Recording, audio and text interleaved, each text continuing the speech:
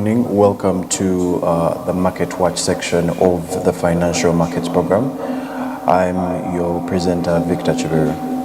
I would want to start with insights from the performance of the Uganda Securities Exchange as of yesterday's market session. A lot went down, and we're yet to see what is going on within these different equities, and also to understand how their performance is being taken by these investors. So looking into the numbers from yesterday, we are looking at about 3,700 shares, corresponding to a market value of about 15,459,900 Ugandan shillings. So compared to the previous trading session, we're looking at a 68% decline in volume, as well as a 91% decline in turnover. But looking at the market capitalization, we have about 20.5 trillion Ugandan shillings. So in aggregate, we are looking at about 3 listed equities that participated in the trading, and we ended with 5 gainers as well as 4 losers. Stanbic Bank Uganda led the gainers with 0.7%. Share price appreciation closing at about 37.50 Ugandan shillings per share. It was followed by Equity Bank Uganda with a share price appreciation of 0.49%. And we're looking at Kenya Airways that also appeared in yesterday's trading session with a 0.04% share price appreciation. East African Breweries also showed some improvement of about 0.03%. But shifting our focus onto the losing side, Centum Investments came out last with an end-of-day price depreciation of 2.89%. And this was closing at about 249.96 Ugandan shillings per share. It was followed by Bank of Baroda Uganda, and they declined by about 2.5%. Jubilee Holdings also declined by a 1.06%, as well as KCB Group with a 0.25%. So Bank of Baroda recorded the highest volume, that was about 281,300 traded shares. Also looking at KCB Group, looking at Umeme, that followed closely with 21,259, and MTN Uganda with 1,150. Now, all these companies have shown some movement in just yesterday's session alone, and also looking at our gainers, seeing that Kenya Airways is coming up after a long while of not showing any performance. It is worth looking into their financial reports and any news coming from the finance offices within Kenya Airways to understand what led to this. Let's not forget Kenya Airways is also a cross-listed equity, so this increase in their share price could have possibly been led by a movement within the listing on the Nairobi Securities Exchange.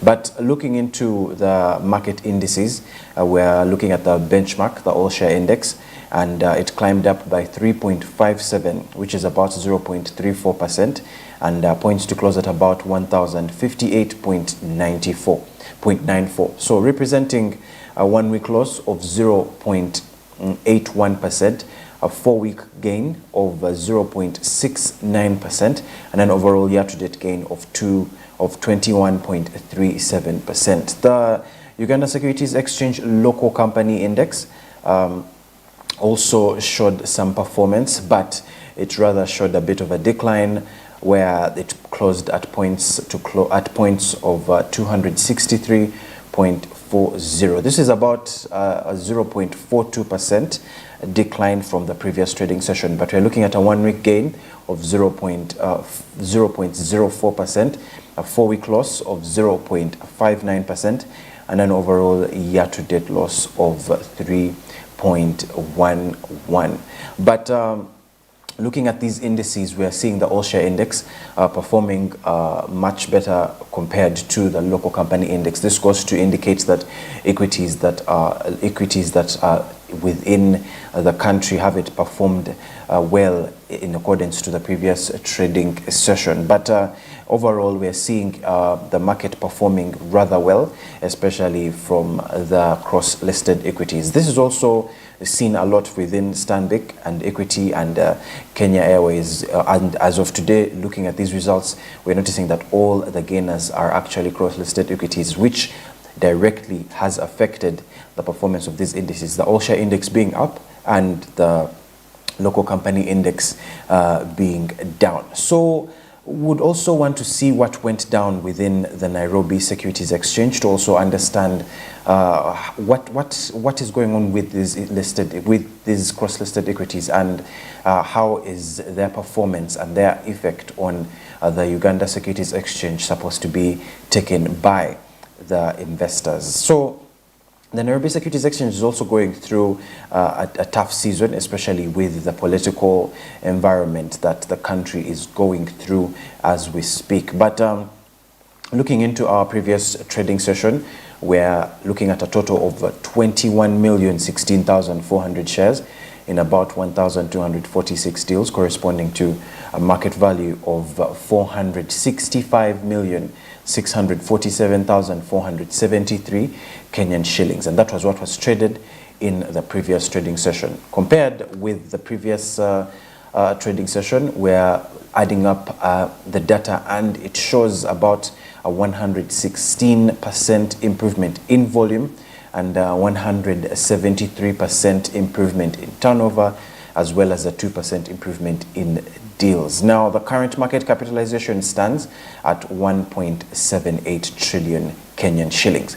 So in aggregate, 44 Nairobi Securities Exchange listed equities participated in the trading, and we ended with 22 gainers as well as 15 losers. Liberty Kenya Holdings led the gainers with a 9.77% share price appreciation, closing at 5.84 Kenyan shillings per share, followed by Express Kenya with a 9.43% share price appreciation, Centum Investments with a 2.81% share price appreciation, as well as Nation Media Group with a 2.51% share price appreciation.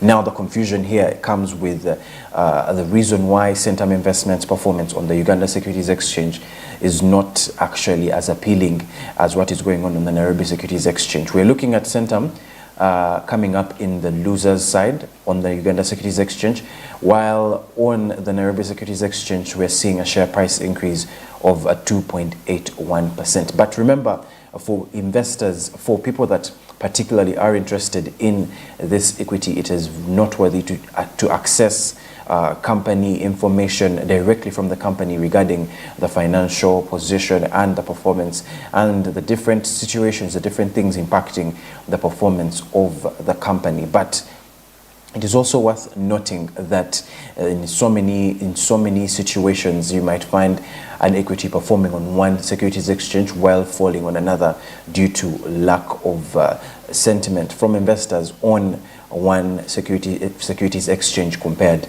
to another. But shifting our focus to the Nairobi Securities Exchange market indices, and of course we would want to start with the all-share index, and it climbed up by about 0.29, giving us a 0.26% points to close at about 113.49. This was representing a one-week gain of 0.27%, a four-week loss of 0.08%, but an overall year-to-date gain of about 23.21%. Now, other remarkable indices that performed were the Nairobi Securities Exchange 10-share index, and we saw a decline of about 0.13%, but we're looking at a one-week loss of 0.46%, as well as a year-to-date gain of 26.85%. The 20-share index also showed a 0.13% decline, and we're also looking at a one-week loss of 0.98%, as well as a year-to-date gain of 15.26%. The 25-share index also declined by a 0.16%, and it recorded a one-week loss of 0.56%.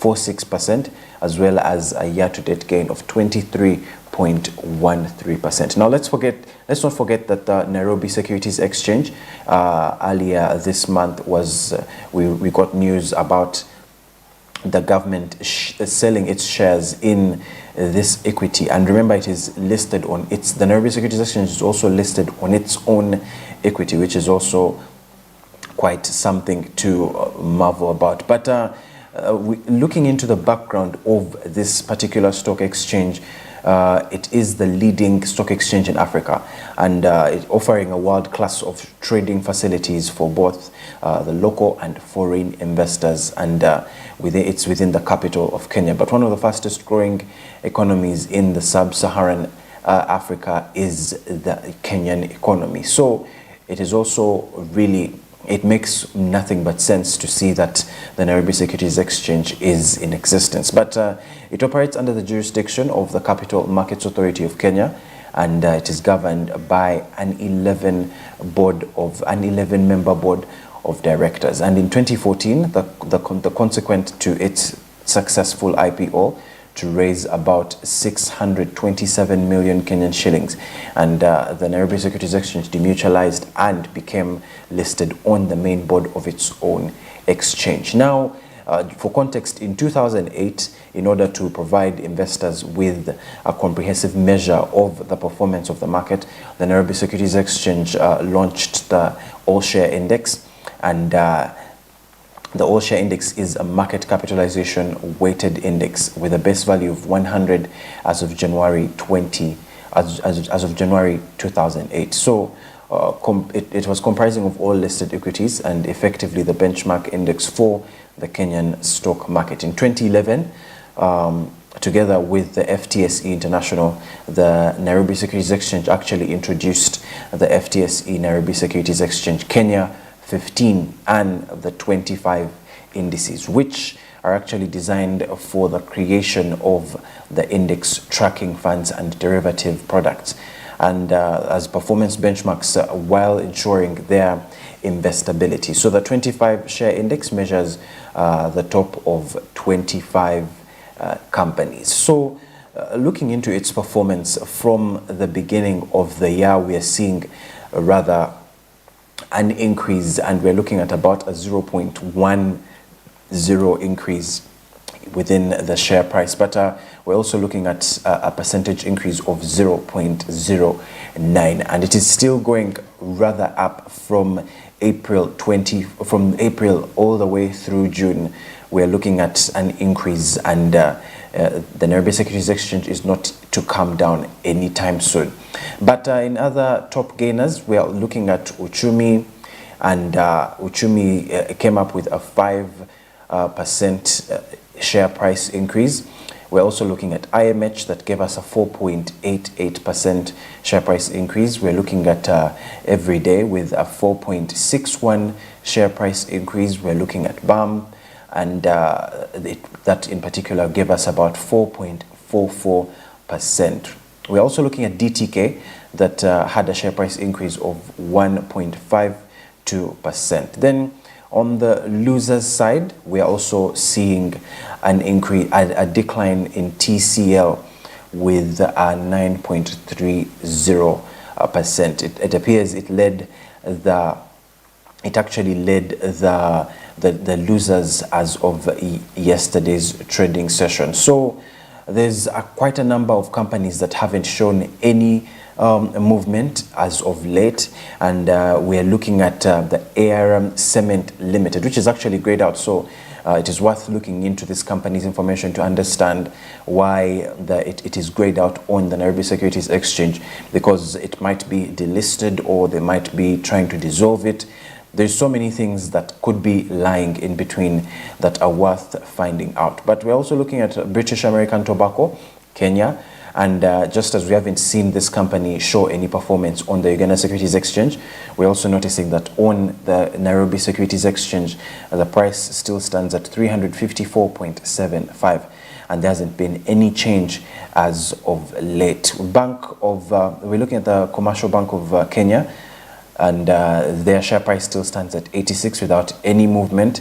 And we are looking at also Deacons East Africa PLC, and these ones are also grayed out, so it is worth looking into company information to understand what is going on. Egads Limited also still has a share price standing at 12.85, and there wasn't any movement as of yesterday. Jubilee Holdings is also a cross-listed equity. It is showing no movement as of yesterday, and the share price still stands at 179.25.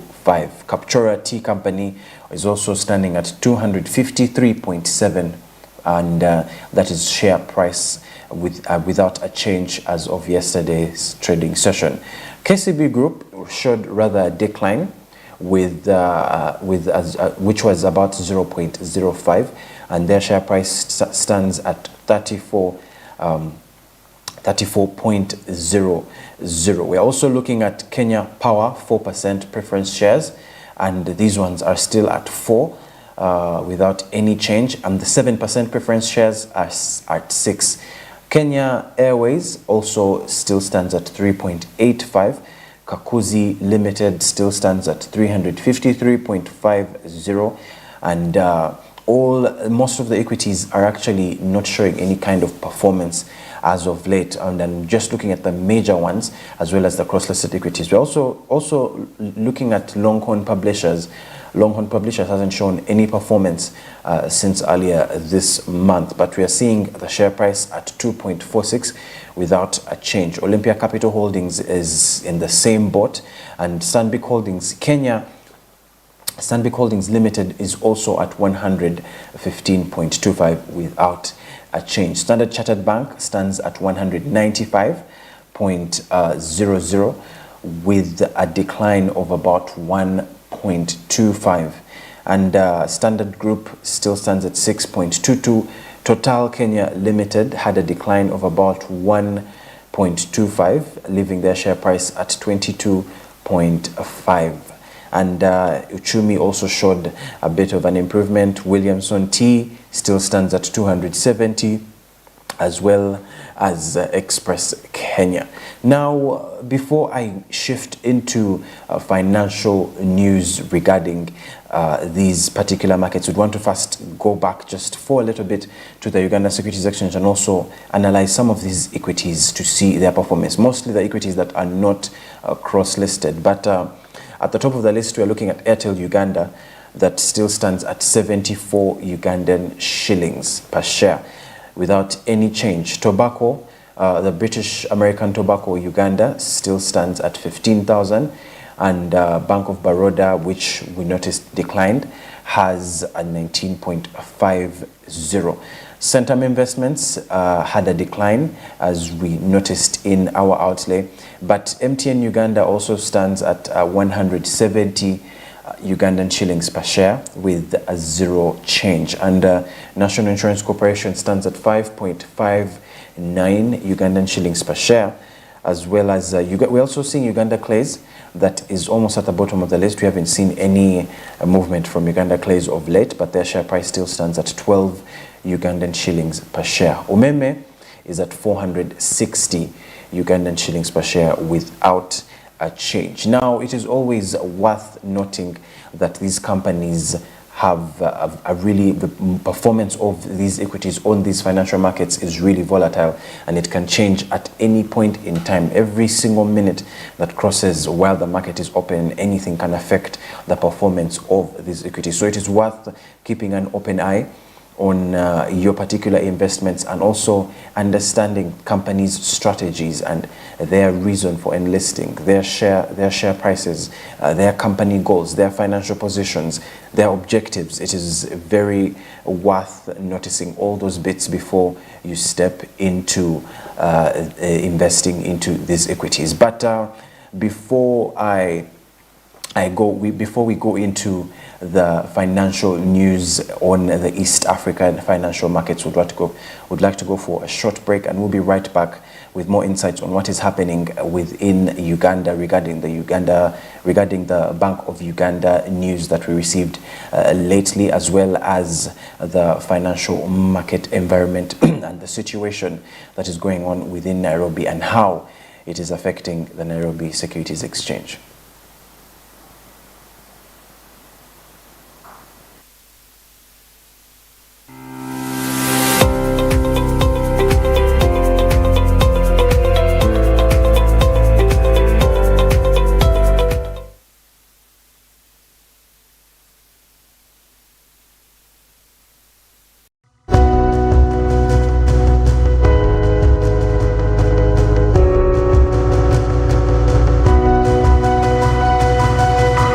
Smart 24, driving business. Cooking oil like no other makes your meal so sweet and scrumptious. The taste of Uganda, yeah, the taste of Uganda,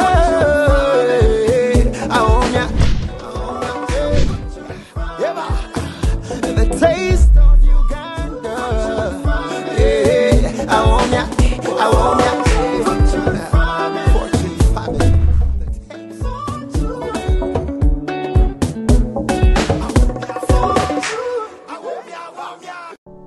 Luxury redefined at Seasand Hotel as you indulge in the splendor of elegant living fit for the royalty that you are.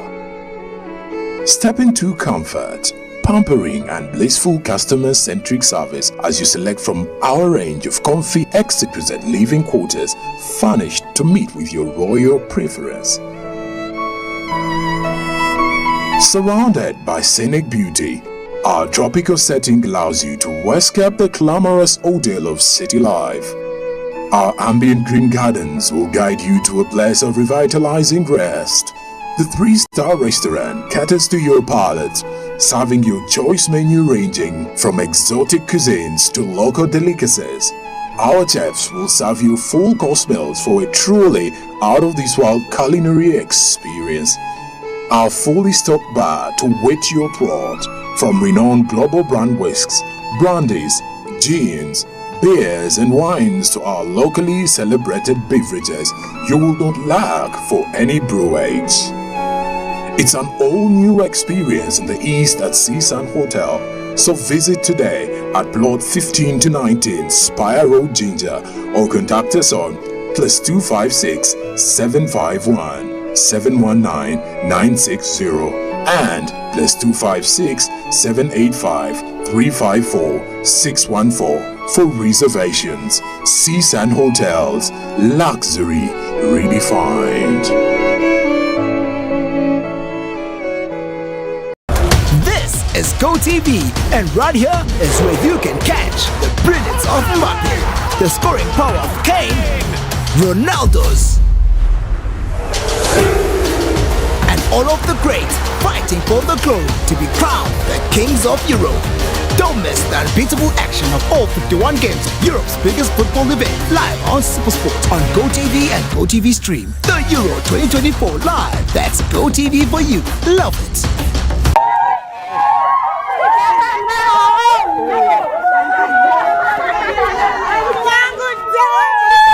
Amanya gange nze Namtebi Sharon nga nkolera wano wennyini Saka Kirombe oba Makindye. Empangula gye nawanguddemu ssente mbadde nga nkozesa mobile money nga nsindika school fees w'omwana ku ssomero. Okutegeera nti mpangudde, nze mu mutima neegambye nti kambalinde bamale okujja ndyoke nzikirize nti mpangudde.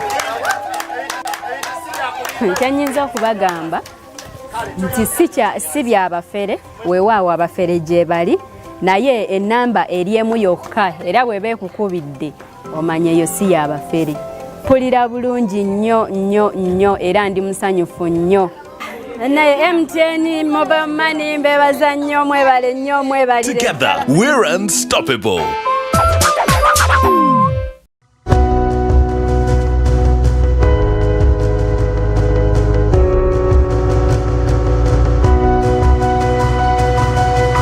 Smart 24, driving business.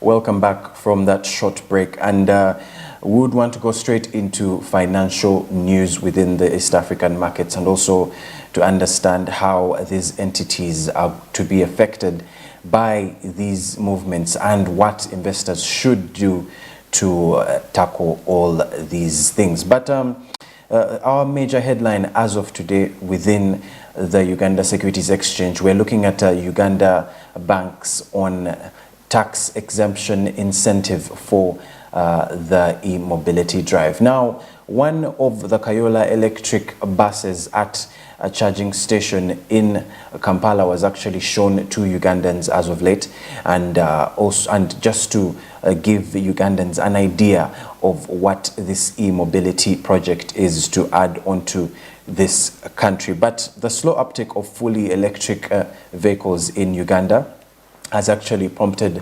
authorities to exempt manufacturers from paying duties to drive sales, and it is also to attract investment and potentially decarbonize the environment. But while e-automotive importers and makers in Uganda have actually been benefiting from the government support and the tax incentives meant to actually fuel a shift from internal combustion engines, and the country boasts 44 four-wheeler vehicles that are actually 100% electric registered. Now, we're actually sending a signal to the market, and you will see sales of e-vehicles increase in time. That is particularly a statement made by Francis Twinamasiko, the Assistant Commissioner of the tax policy department in Uganda's Ministry of Finance, Planning and Economic Development. He's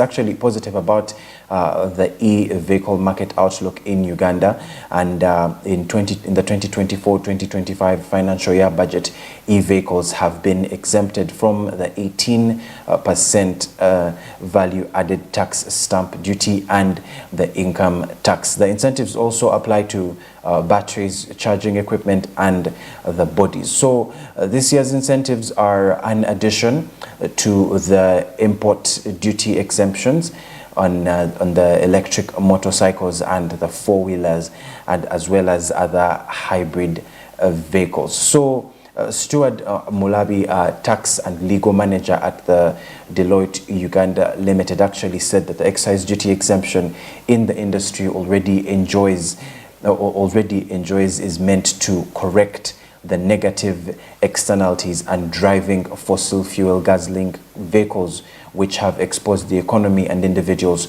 to a large amount of health risks. Now, we all know that these electric vehicles have zero emission, they reduce noise pollution, they have a number of advantages attached to them, and this is quite quite a large move for this economy, and it is yet to bring so many many job opportunities and improvement within people's lives. But the World Health Organization actually reported that Kampala's air is 9 times more polluted than the recommended limit.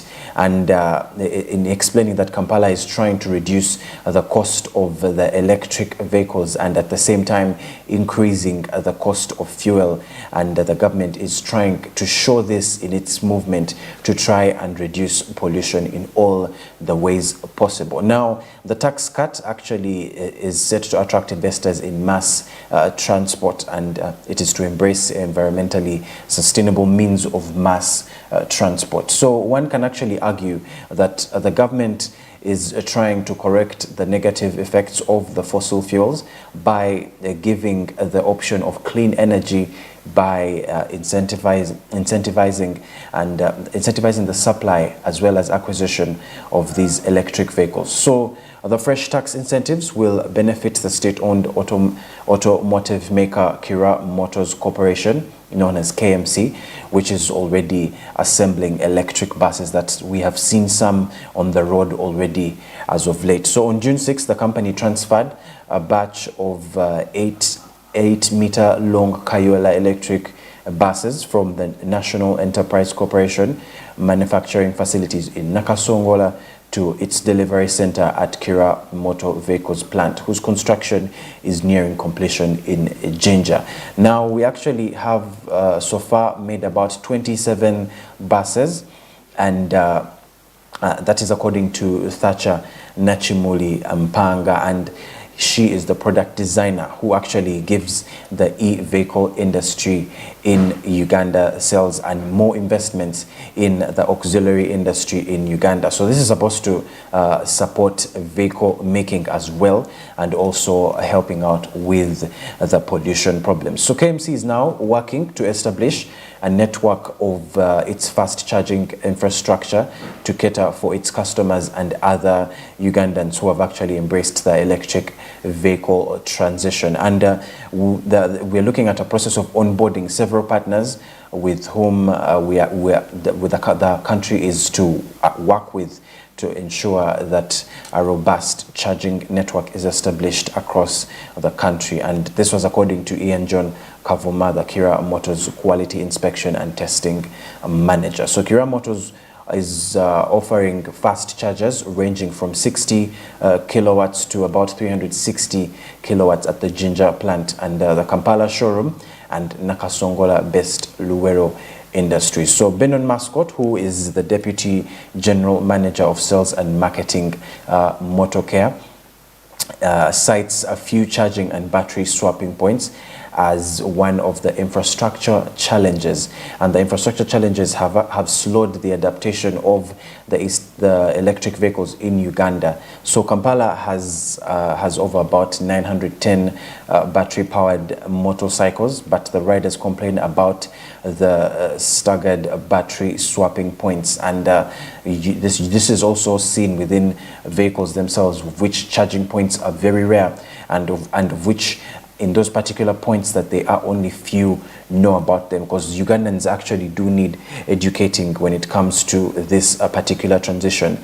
So many people might know these points and not actually be aware that these are charging points for motorcycles and vehicles that use this electric power. But Uganda's Ministry of Energy is investing in 5 commercial charging stations, according to Irene Batebe, the Permanent Secretary in the ministry, and she said that the measures are in line with the country's energy efficiency drive, supported by the energy policy. So the procurement of the charging systems is aligned with Uganda's goal to decarbonize the transport industry, and this was according to her. So if the ministry also wants to convert some of its fleet into a more efficient fleet, they're yet to be able to access the charging facility. So through the operating costs associated with EVs, it is very significantly low to use EVs rather than cars that use gasoline. So the government is also looking forward to changing its fleet of vehicles to easier to maintain vehicles than the ones that use gasoline. So the government business with a design of a capacity of 5,000 units a year, and it needs about 520 billion Ugandan shillings. We're looking at it from the dollar side, it's about 138 million US dollars. So that is supposed to be used to finance the 5-year ambitious plan, which is already in its second year. So such a headline is also worth looking into, because we're seeing how so many companies could arise from the transition to EVs and relating it to the creation of charging stations. Now, this is also supposed to affect the financial markets at large, because we're looking at so many companies also looking into adapting to the use of electricity rather than fossil fuels. So we're looking at so many jobs coming up, so many companies, more listed equities. So we're yet to see how this movement is going to be of importance to this country's economy. But in other headlines, we're looking at the Uganda Central Bank closing its undercapitalized mercantile credit bank. Now, this is coming in from the Bank of Uganda, and closing its mercantile credit bank is a headline that was not and really anticipated within this week, especially with what is going on within the Uganda Securities Exchange and the Capital Markets Authority. But Uganda's central bank actually on Tuesday suspended the Operations Mercantile Credit Bank Limited on one of the country's biggest microfinance institutions, saying that the bank was undercapitalized and it was posing a risk to customer deposits. So the bank is one of the 5 licensed microfinance credit institutions supervised by the Central Bank of Uganda, and the Bank of Uganda took action because the MCBL's failure to resolve the significant undercapitalization. So the poor governance and the insolvency of this institution led to the Central Bank of Uganda's Deputy Governor Michael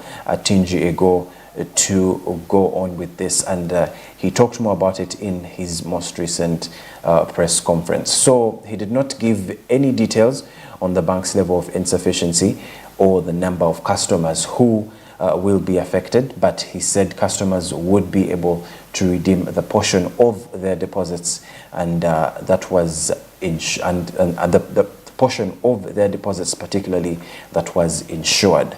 So that is yet again the end of the road for Mercantile Credit Bank, and we can see how poor governance and everything that lies in between can lead to failure of such an institution that has been here for a while and has helped millions of people to reach their financial goals. But we're yet to see other institutions come up from the dust. And the increase of these microfinance institutions is also supposed to enable extension of funds to people of a lower class to help them with daily needs and things like upping their businesses, taking their children to school.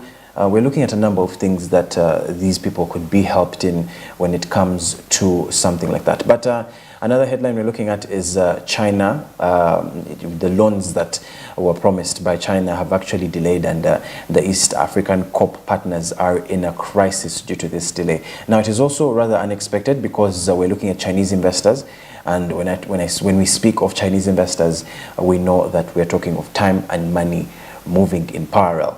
But looking at what we're seeing from our recent news, it has been more than a year since the Chinese financiers and the developers of the East African crude oil pipeline entered negotiations to bankroll the project's debt. Now, a massive hole remains in the financing structure of the loans, amounting to about $3 billion, and they're not imminent, forcing shareholders into emergency measures to raise additional equity funding. So when fresh cash calls for the project came in last month, the East African COP shareholders actually dug deep to raise money and avert the project's stalling. So a situation that would actually impact the set timelines for production and export of crude from Uganda's oil fields to the Lake Albert region. But Total Energy executives said last month that the project's physical works were at about 33%, and as at the end of April, and thermally insulating the line pipes, stringing and laying the line pipes, and building pump stations are all to be done before the first oil target of late next year. So with the $2 billion equity funds raised by these shareholders, they actually depleted, and the project developers are faced with a cash crisis to plug the funding gap, which is threatening to see ongoing physical works on the project stall by 1st July, according to these officials. So the Uganda National Oil Company, and this is actually a state-owned firm that oversees Uganda's commercial interests in the oil and gas projects, and as of this month, it is to inject a further $35.38 million in answer to the latest cash calls arising from the delayed debt financing. So that is according to their CEO, Nabanja Proskovia.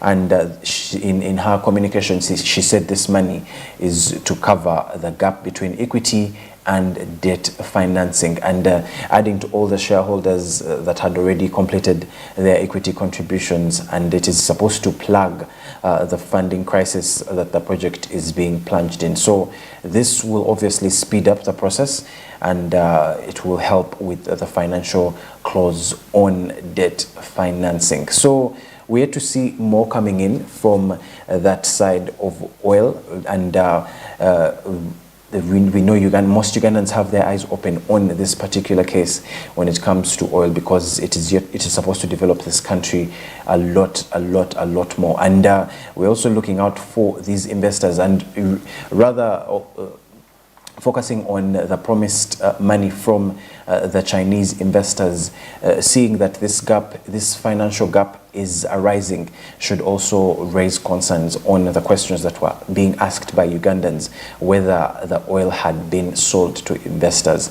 So we're yet to see how that goes by the end of the week. But also looking into headlines from the Nairobi Securities Exchange, we are looking at a drop in MPs dropping punitive taxes as the protests rock Nairobi. Now, we've been seeing a lot of commotion coming in from Nairobi, and honestly, we are seeing all this effect coming onto these cross-listed equities, and we're seeing how that effect on the Nairobi Securities Exchange is also sending ripples into the Ghana Securities Exchange when it comes to the cross-listed equities. But we're looking at Kenya's National Assembly's Finance Committee bowing to pressure from different stakeholders and dropping a number of contentious clauses in the Finance Bill 2024. So even as Kenyans took to the streets in Nairobi on Tuesday morning to protest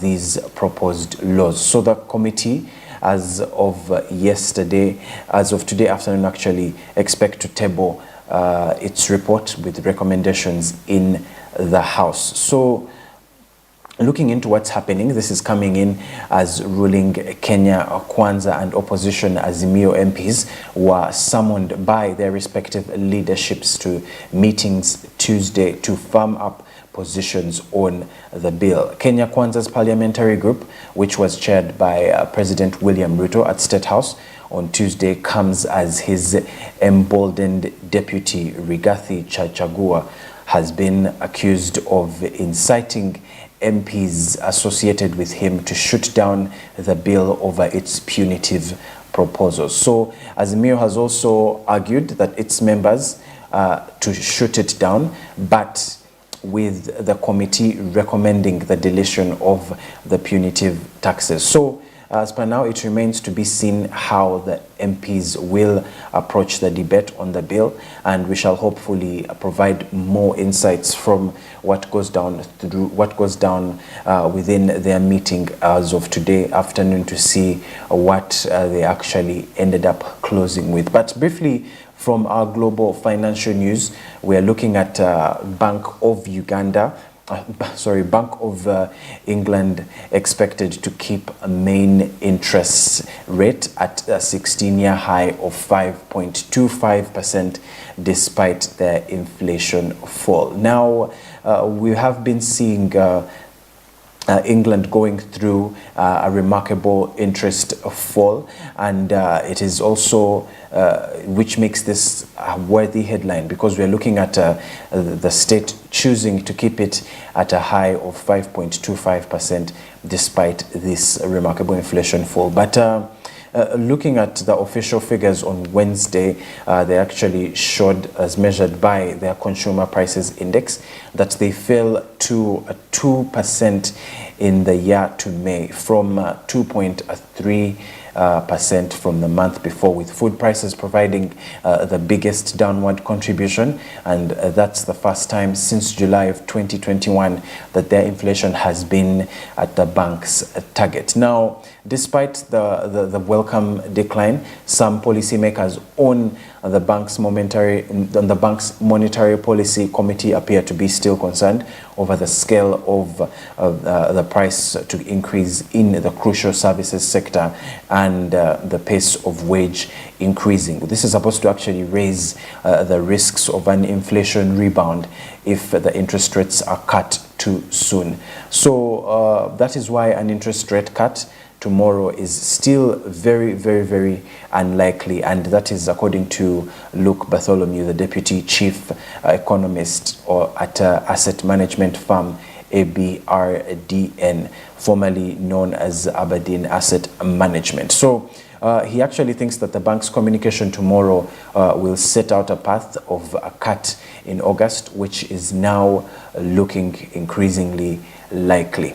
So that is all from the news bit of financial markets. We're yet to see more going down as of today within the Bank of Uganda, within Bank of England, and their likely movement on the interest rates and how they're supposed to affect an inflation rebound. Should we expect one? Should we not?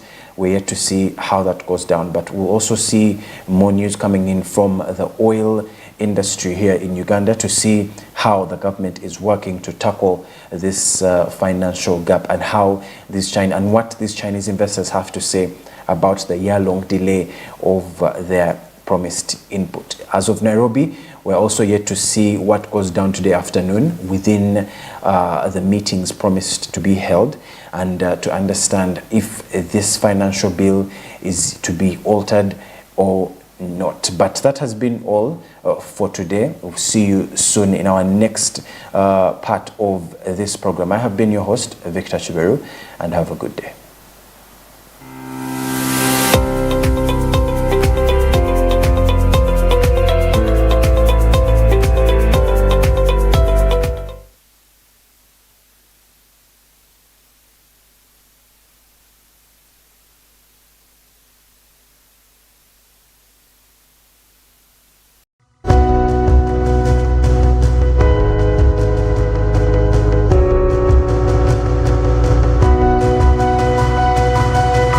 Smart 24, driving business.